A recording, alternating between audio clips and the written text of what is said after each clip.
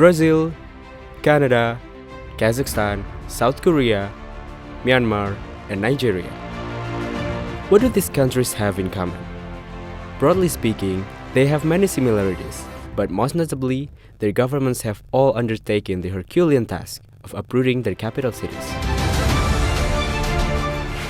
I sat down with their envoys to hear their stories and learn from their experiences as Indonesia gears up to move its own capital city. I'm Apriza Pinandita, and this is Post-Jakarta, Relocating the Capital.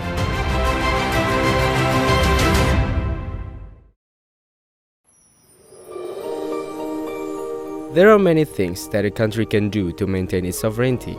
For Brazil, it was to build a new capital city, Brasilia, about 1,000 kilometers northwest of its predecessor capital, Rio de Janeiro, in 1960. Brazil has a long coastline, where most of the population had settled, so it was important to occupy the western, interior regions so the entire country would be inhabited. In this episode, I spoke with Rubem Antonio Barbosa, the Brazilian ambassador to Indonesia, to hear the story of how his country accomplished this historic task. And the whole idea was that if we could establish a capital, as we did, in the very center of the country, this would work as a sort of engine in sort of moving demographically Brazilians toward occupying more of the territory that we have. Evenly distributing the population was the Brazilian government's primary aim. It would be hard to develop the country equally if large areas were uninhabited. But building a new capital city in the middle of nowhere with only a small number of settlers was not easy. So yes, it was a major effort to make the capital, as from a starting point, to be what it is today. Public reaction was mixed about the new capital, but the country was looking at the bigger picture.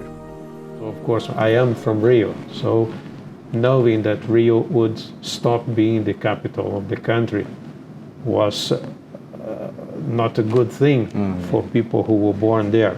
On the other hand, if you look in hindsight, let's say almost 60 years, which will be next year since we inaugurated Brasilia, it was the right thing to do. In the end, despite that you may long for the old times, I think it's undisputed that Brasilia is there for the better, and it's widely accepted. This year marks 60 years since Brasilia became the capital of Brazil. So, 60 years from now, in 2080, how will Indonesians, particularly Jakartans, look back at our new capital in Kalimantan? Despite the current debate, perhaps we will also celebrate it as an accomplishment, just like Brazil. Currently, Brasilia bears the highest income among the 26 states of Brazil. A person working in Brasilia typically earns around 13,000 Brazilian real, or $3,000 per month. Salaries range from 1,700 to 57,000 Brazilian real. If you talk to Brazilians, they would always want more, but that's human nature.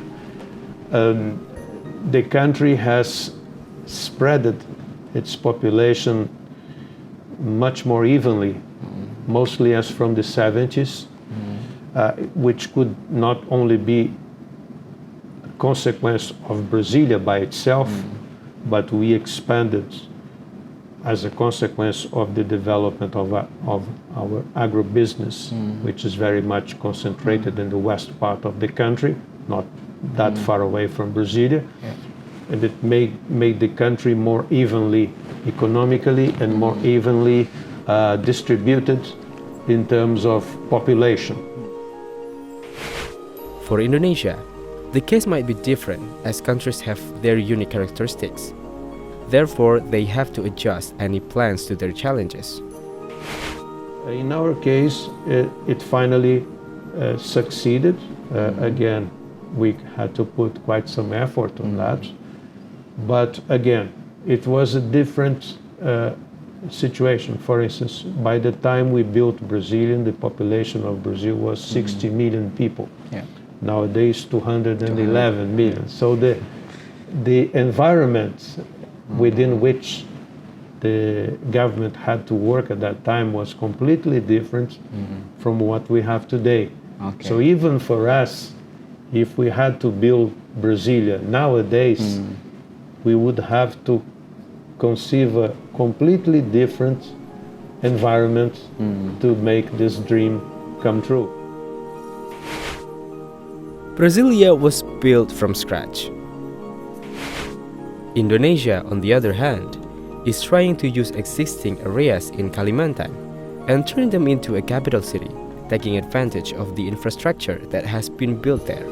While some might say that this can make the plan more viable, the best practice is probably to adapt the current situation, which of course will be completely different from what a country like Brazil had to face in the past.